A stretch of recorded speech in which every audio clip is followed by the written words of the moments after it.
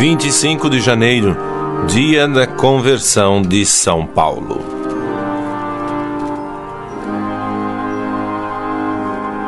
O calendário litúrgico une numa só solenidade os apóstolos Pedro e Paulo no dia 29 de junho.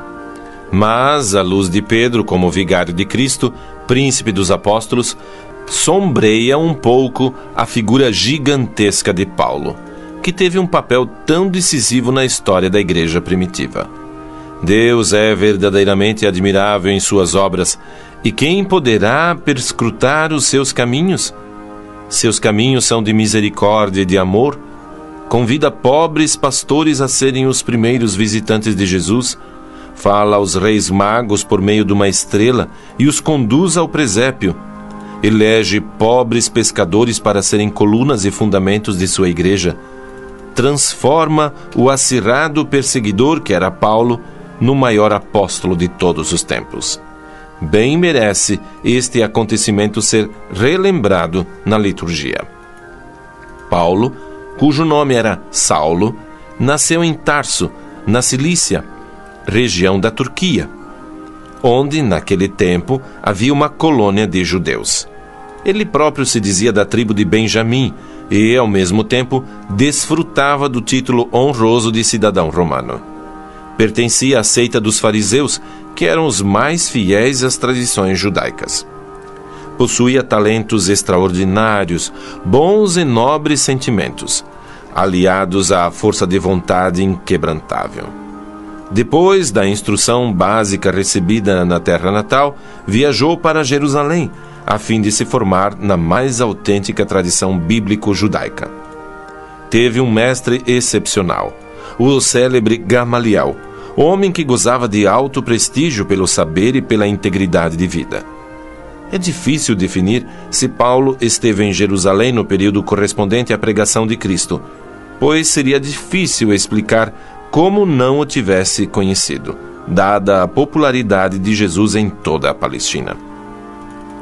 O crescimento rápido da Igreja de Jesus de Nazaré, o aumento do número dos discípulos de Cristo, fizeram com que, no coração de Saulo, ardesse ódio mortal aos cristãos.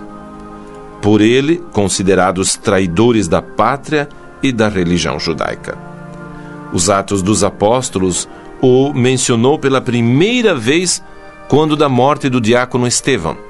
Saulo guardava as vestimentas dos que o apedrejavam. Mas, naquele momento, Estevão rezava pelos seus assassinos, e esta oração comoveu o coração de Deus, fazendo com que o seu sangue fosse de redenção e de salvação também para Saulo. De fato, mais ou menos 6 anos após a morte de Cristo, Saulo tinha recebido a incumbência, por parte das autoridades judaicas, de ir a Damasco, capital da Síria, prender todos os cristãos que aí encontrasse e levá-los ao julgamento e à morte em Jerusalém.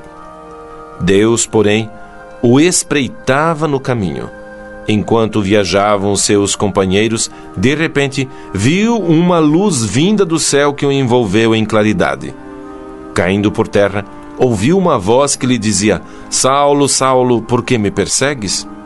Quem és tu, Senhor? Perguntou ele. E este: Eu sou Jesus, a quem me persegues. Mas levanta-te, entra na cidade e ser-te-á dito o que deves fazer. Seus companheiros de viagem haviam-se detido, mudos de espanto. Ouviram bem a voz, mas não viam a ninguém. Saulo levantou-se do chão e, embora tivesse os olhos abertos, não enxergava. Conduziram-no pela mão e o levaram a Damasco.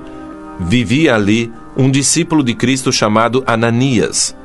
O Senhor o chamou em visão. Vai à rua direita e procura, na casa de Judas, um homem chamado Saulo de Tarso. Porque este homem é para mim um vaso escolhido para levar o meu nome diante dos gentios, dos reis e dos filhos de Israel. Ananias partiu, entrou na casa, impôs-lhe as mãos e disse: Saulo, meu irmão, quem me envia é o Senhor. Esse Jesus que te apareceu no caminho, por onde vinhas, a fim de que recuperes a vista, e fiques pleno do Espírito Santo. E imediatamente Saulo foi batizado. E aquele que era um perseguidor transformou-se em pregador da causa de Cristo.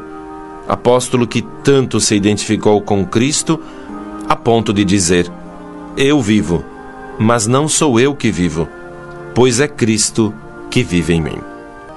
Está em Gálatas, capítulo 2, versículo 20. São Paulo apóstolo, rogai por nós. O Santo do Dia.